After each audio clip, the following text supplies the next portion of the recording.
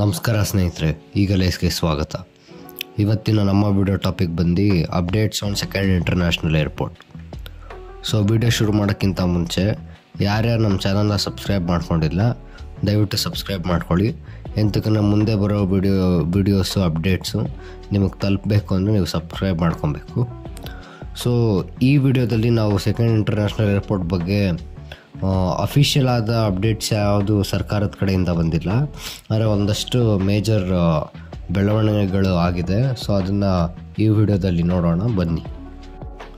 So major ಬೆಳವಣಿಗೆ ಬಂದು ನಾವು ಒಂದು ಕಮ್ಯುನಿಟಿ ಪೋಸ್ಟಲ್ಲಿ ಒಂದು ವೋಟಿಂಗ್ ಪೋಲ್ ಥರ ಮಾಡಿದ್ವಿ. ಸೊ ಆ ಪೋಲ್ ಬಗ್ಗೆ ಒಂದು ಡಿಸ್ಕಷನ್ ಮಾಡ್ತೀವಿ. ಅದಾದ ನಂತರ MB ಪಾಟೀಲ್ ಮತ್ತು V ಸೋಮಣ್ಣ ಅವರು ಒಂದು ಹೇಳಿಕೆ ಕೊಟ್ಟಿದ್ದರು. ಅದಾದ ನಂತರ ಹೊಸೂರು ಅಂದರೆ ತಮಿಳ್ನಾಡು ಗೌರ್ಮೆಂಟ್ ಅವರು ಹೊಸೂರು ಇಂಟರ್ನ್ಯಾಷನಲ್ ಏರ್ಪೋರ್ಟ್ ಬಗ್ಗೆ ಅವರೊಂದು ಅನೌನ್ಸ್ಮೆಂಟ್ ಮಾಡಿದ್ದಾರೆ.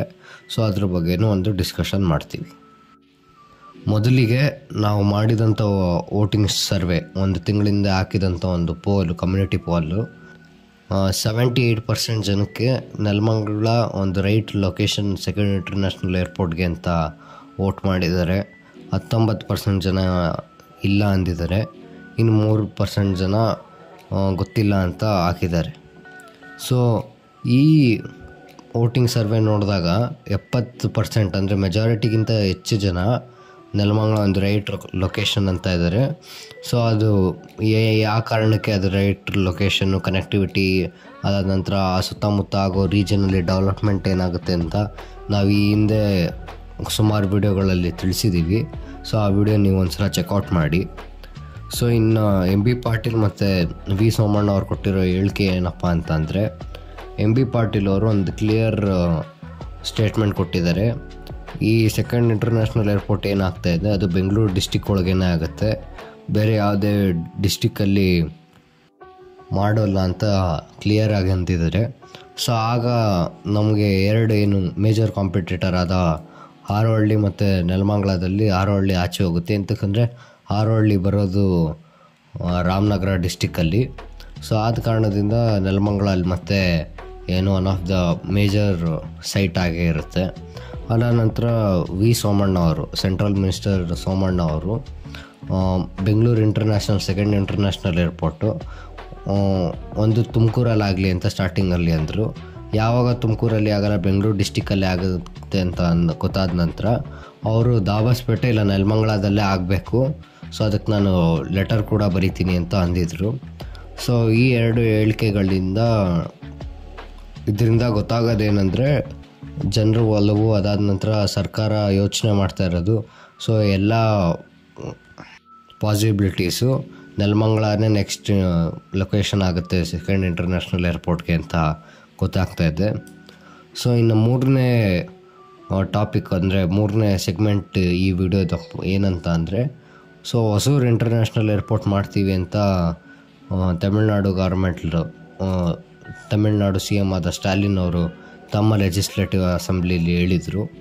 ಸೊ ಅದಕ್ಕೆ ಈಗ ಆಲ್ರೆಡಿ ಅವರು 2 ಲೊಕೇಶನ್ ಕೂಡ ನೋಡ್ತಾ ಇದ್ದಾರೆ, ಫೈನಲೈಸ್ ಮಾಡ್ತಾ ಇದ್ದಾರೆ. ಸೊ ಇಲ್ಲಿ ತಮಿಳ್ನಾಡು ಗೌರ್ಮೆಂಟು ತುಂಬ ಫಾಸ್ಟಾಗಿ ತಮ್ಮ ಸ್ಟೆಪ್ಸ್ನ ಇಡ್ತಾ ಇದ್ದಾರೆ.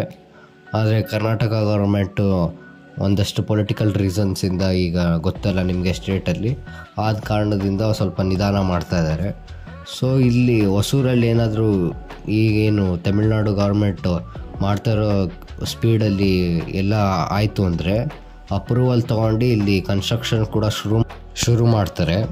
ಆಗ ಬೆಂಗಳೂರು ಸೌತಲ್ಲಿ ಸೆಕೆಂಡ್ ಇಂಟರ್ನ್ಯಾಷನಲ್ ಏರ್ಪೋರ್ಟ್ ಮಾಡೋದು ಅಷ್ಟು ಸರಿ ಇಲ್ಲ, ಅಷ್ಟು ಕರೆಕ್ಟ್ ಅಲ್ಲ. ಏಕೆಂದರೆ ಈಗ ಹೊಸೂರಲ್ಲಿ ಆಲ್ರೆಡಿ ಒಂದು ಇಂಟರ್ನ್ಯಾಷನಲ್ ಏರ್ಪೋರ್ಟ್ ಆಗ್ತಾಯಿದೆ ಅಂದರೆ ಮತ್ತೊಂದು ಇದೇ ರೀಜನಲ್ಲಿ ಒಂದು ಸ್ವಲ್ಪ ಡಿಸ್ಟೆನ್ಸಲ್ಲಿ ಇನ್ನೊಂದು ಇಂಟರ್ನ್ಯಾಷನಲ್ ಏರ್ಪೋರ್ಟ್ ಮಾಡೋದು ಅಷ್ಟು ಫೀಸಬಲ್ ಅಲ್ಲ. ಎಂತಕ್ಕಂದರೆ ಅಲ್ಲಿ ಸುತ್ತಮುತ್ತ ಇರೋ ಜನರೇ ಡಿವೈಡ್ ಆಗ್ತಾರೆ. ಅದಾದ ನಂತರ ಇನ್ವೆಸ್ಟರ್ಸು, ಅದಾದ ನಂತರ ಬಿಸ್ನೆಸ್ಸಸ್ಸು ಏನು ಇನ್ವೆಸ್ಟ್ ಮಾಡ್ತಾರಲ್ಲ ಏರ್ಪೋರ್ಟ್ ಮಾಡೋದಕ್ಕೆ, ಕನ್ಸ್ಟ್ರಕ್ಷನ್ ಮಾಡೋದಕ್ಕೆ, ಅವರು ಇದಕ್ಕೆ ಅಷ್ಟು ಒಪ್ಪಿಗೆ ಮಾಡಲ್ಲ. ಅದಾದ ನಂತರ ಇನ್ವೆಸ್ಟ್ ಸಹ ಮಾಡಲ್ಲ ಈ ಪ್ರಾಜೆಕ್ಟ್ಗೆ. ಸೊ ಆದ ಕಾರಣದಿಂದ ನಮಗೆ ಏನು ಅನ್ನಿಸ್ತಾ ಇದೆ ಅಂದರೆ ನೆಲಮಂಗಲನೇ ಆಲ್ಮೋಸ್ಟ್ ಫೈನಲ್ ಆಗ್ಬೋದು ಸೆಕೆಂಡ್ ಇಂಟರ್ನ್ಯಾಷನಲ್ ಏರ್ಪೋರ್ಟ್ಗೆ. ಎಂತಕ್ಕಂದರೆ ನೆಲಮಂಗಲ ಆಗೋದ್ರಿಂದ ನೆಲಮಂಗಲಗೂ ಡೆವಲಪ್ಮೆಂಟ್ ಆಗುತ್ತೆ, ತುಮಕೂರಿಗೂ ಆಗುತ್ತೆ, ದಾಬಸ್ಪೇಟೆಗೂ ಆಗುತ್ತೆ, ಮಾಗಡಿಗೂ ಆಗುತ್ತೆ. ಸೊ ಈ ರೀತಿ ಸುತ್ತಮುತ್ತ ಇರೋ ಎಲ್ಲ ರೀಜನ್ಗೂ ಇದೊಂದು ಮೇಜರ್ ಡೆವಲಪ್ಮೆಂಟ್ ಮಾಡೋವಂಥ ಜಾಗ ಆಗುತ್ತೆ. ಸೊ ನಾವು ಮುಂಚೆಯಿಂದನೂ ಹೇಳ್ತಾ ಇದ್ವಿ ನೆಲಮಂಗಲನೇ ಆಗುತ್ತೆ ಅಂತ. ಸೊ ಈಗ ಸರ್ಕಾರನೂ ಅದಕ್ಕೆ ಹೆಚ್ಚು ಒಲವು ತೋರಿಸ್ತಾ ಇದೆ. ಸೊ ಇದು ಇವತ್ತಿನ ವಿಡಿಯೋ. ಮುಂದಿನ ವಿಡಿಯೋದಲ್ಲಿ ಸಿಗೋಣ. ಈ ವಿಡಿಯೋ ನಿಮ್ಗೆ ಇಷ್ಟ ಆಗಿದ್ರೆ ಲೈಕ್ ಮಾಡಿ, ಶೇರ್ ಮಾಡಿ, ಸಬ್ಸ್ಕ್ರೈಬ್ ಮಾಡಿ. ಧನ್ಯವಾದ.